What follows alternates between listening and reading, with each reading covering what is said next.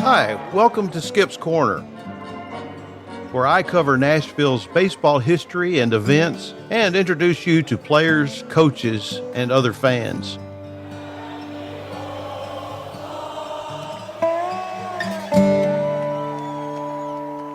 Bill Rodda was one of the stalwart players in the history of Nashville baseball, playing for nearly a decade for the Vols and gaining a reputation of being managerial material.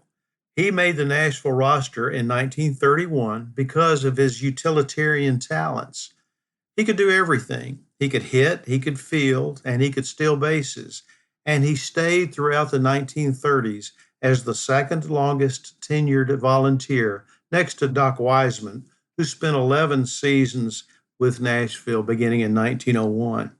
Now, Rodda was born on January the 26th, 1903, in Grass Valley, California, and was the son of British immigrants who came to the United States in the early 1870s.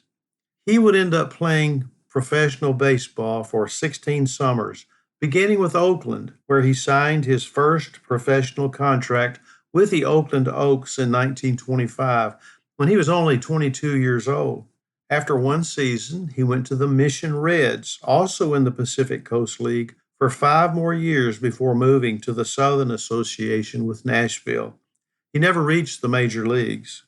But during his time in Nashville, he played for 6 managers, beginning with Joe Klugman in 1931, then Chuck Dressen, Frank Brazil, Johnny Butler, Lance Richburg, and then Larry Gilbert. Each one retained him as an anchor in their infield. When Larry Gilbert came to the club for his first season in 1939, Rodda had called Sulphur Dell his baseball home for 8 years, and the new manager took Rodda under his wing right from the start. Gilbert probably had something to do with a lower division club in Pine Bluff, Arkansas, offering Rodda his first managerial gig in January of 1939. But instead of saying yes, Rodda called Vols owner Fay Murray to ask, "What do you plan to do with me if I re-sign?" "You come on back here," Murray said, according to an article in the Nashville Banner. "You'll either be a regular player with us, or we'll put you in as manager at one of our B clubs. Let that other thing go." Rodda took Murray at his word and said, "All right, I'll be there then. You can depend on me," he told Murray. Rodda's reputation for being a dependable decision maker with strong leadership and athletic skills was well known. And even before the 1939 season started, another club, Monroe, Louisiana, a Class C league, offered Rodda its managing job. He turned it down too. Gilbert, though, didn't want to lose Rodda either as a starter or a manager somewhere else, but he wanted this longtime infielder as a utility player and also a managerial understudy. Gilbert loved him.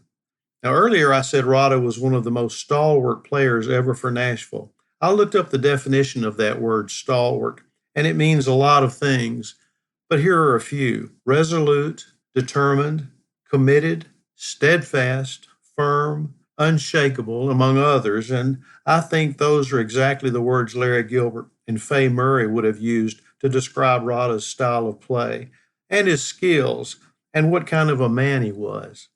In March of 1939, the Nashville Tennessean quoted Gilbert's take on Rodda. "Bill's going to be my right-hand man," he said. "I don't want him to play 140 or 150 games. I think he'll be more valuable to the club as a utility man. Then he will be on the coaching line with me. Bill's been around a lot. He knows most of the players in the league, and he should be a highly valuable man. I'd rather have him in this capacity than as a regular." Well, Rodda didn't disagree with his manager. The man who is the Nashville career leader in hits with 1,497 in 9 seasons stayed on while assisting Gilbert with the task of coaching the Vols. But he still appeared in 102 games and had 96 hits in 307 at-bats for a .313 average. And he had 2 home runs, too.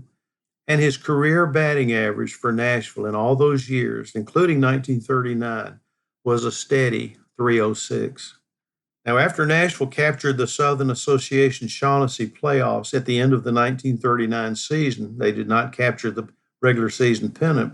But they captured the playoffs and they earned a right to play the Texas League champion in the Dixie playoffs. That was the Fort Worth Cats.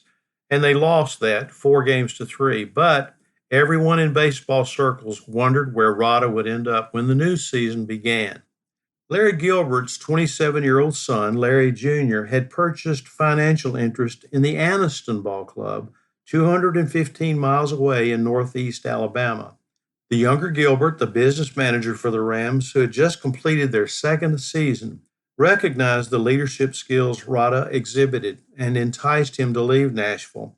On December the 3rd, 1939, the Tennessean published that Rodda was through as a player and would manage somewhere in 1940, and 2 days later, the Nashville Banner claimed the Anniston Rams' job was Rodda's if he wanted it. Well, Gilbert Jr. struck a deal with Rodda in January that took Rodda to Anniston.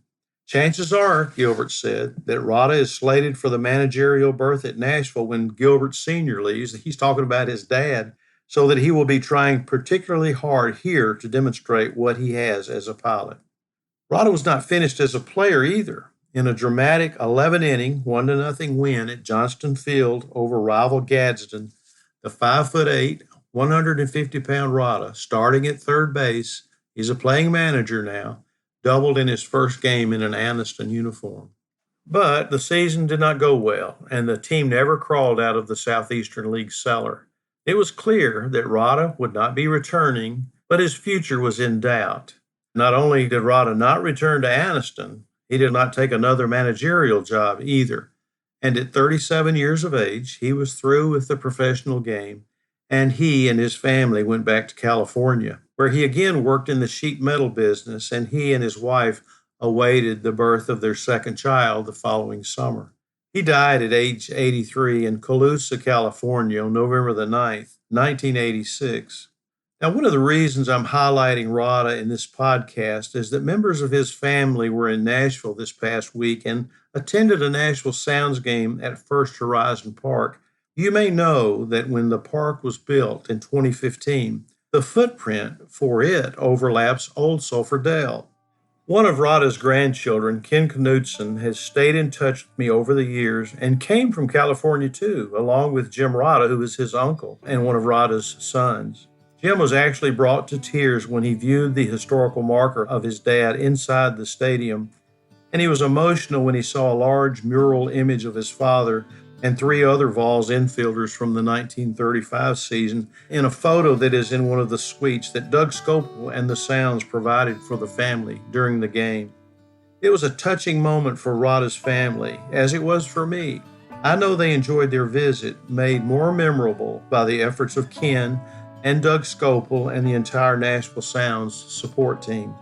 But it was a special moment for everyone too when Jim threw out the first pitch before the Sounds Iowa Cubs game. Do you think Bill Rodda, his dad, was looking down on that moment with a big smile on his face? Yes, me too.